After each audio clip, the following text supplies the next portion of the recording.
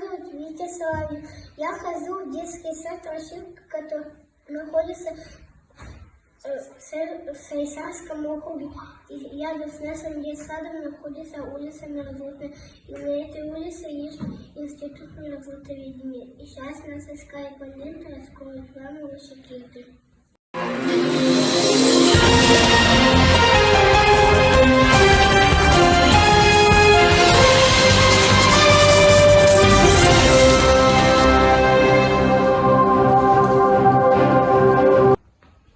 Институт мерзлотоведения имени Мельникова основан в 1960 году и награжден орденом Трудового Красного Знамени.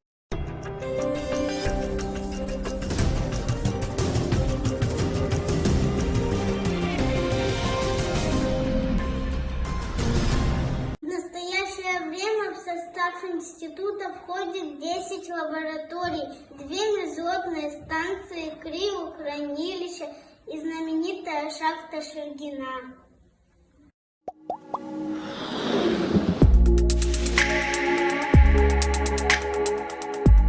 В 2006 году был организован Музей истории изучения вечной мерзлоты.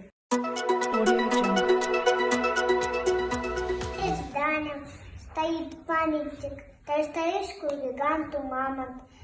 И это на скобота мамонта льется вода.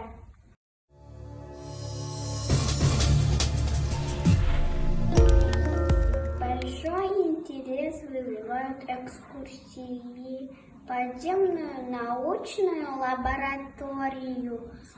Здесь демонстрируются мерзлые толщи, возраст которых около 10 тысяч лет.